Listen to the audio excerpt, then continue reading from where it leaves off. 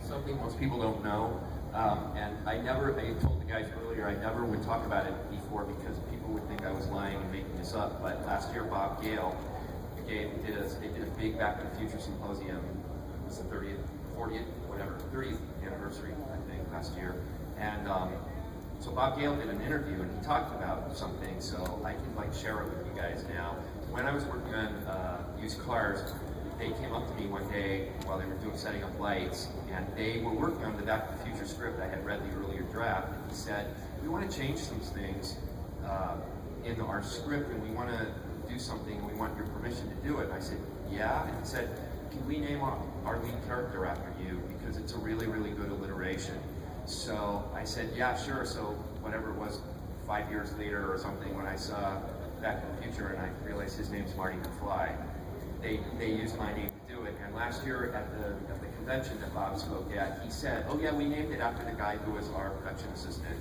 And we have this, and he said something funny in the interview, like, hi Marty, wherever you are out there. So it's weird having not only Poltergeist, but this other little tiny bit of more, immortality, which is having one of the great characters of movies, having your name on it. So yeah, Oliver didn't even know that until about an hour. And I love that. I think that film is just flawless, and everyone I was in film school with too. There's two movies everyone talks about at USC: Jaws and Back to the Future.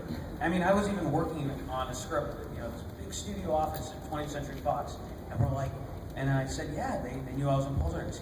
They said, do you think Steven would look at the script and give us some notes on it? And these are people who have made movies that made $200 million too.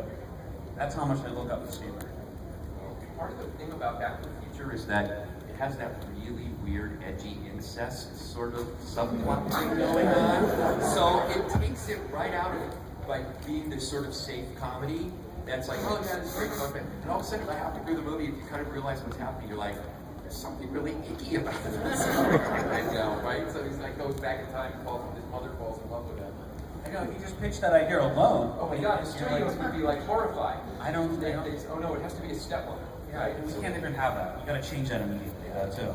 But sometimes you have to be a little bold, and I think that's what makes that film so different and amazing too. That it's not so safe, That's it, and those are the kind of movies that always. You were telling me earlier something that we were talking about films that get turned down now, and when you go to pitch meetings and things, and anything's remotely out of the ordinary. I mean, all of us know, because I'm sure everybody was there the first days in Star Wars, and all the articles that came out about Star Wars.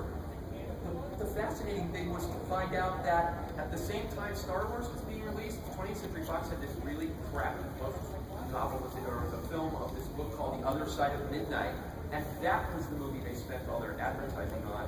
And one of the presidents of 20th Century Fox, when he saw Star Wars, said, we have to find some way to dump this.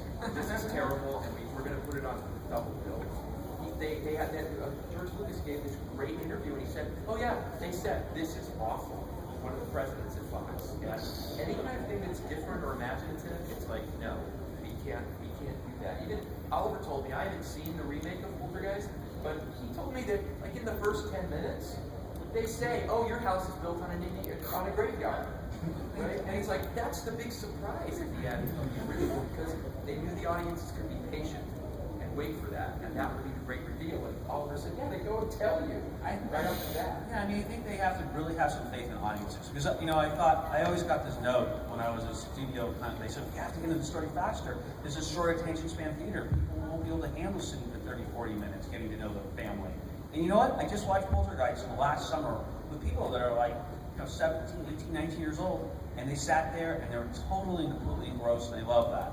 So it shows you that kind of filmmaking is timeless, and you don't have to jump into it that fast. Because once you care about people in a movie and the characters, you can basically put them through anything, and they'll be rooting for those characters. That's to follow up on that. I spent last 4th of July. I was with 3 generations of the family, and we were all having this 4th of July party, and everybody was there. And that night, one of the channels showed Jaws, and most of the kids there, most of the 17, 18-year-olds, and the smaller ones hadn't seen it, and the older ones of us had seen it, and it was just sort of playing while we were all eating dinner, and people were laughing at it at the beginning and going, this is so stupid, the shark ate the girl, this is so dumb.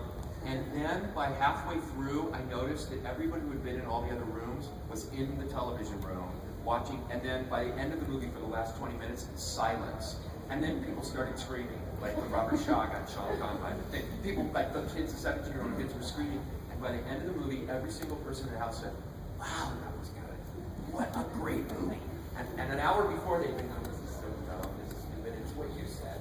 Like, give the audience some time. They're smart. They can figure it out. And then the characters are complex and really interesting. In Jaws too. I mean, and that's what Not I in Jaws 2. No, not Jaws. No, Jaws. Jaws also. Jaws also. Yes, that's. No, it's like we care about those people in Jaws.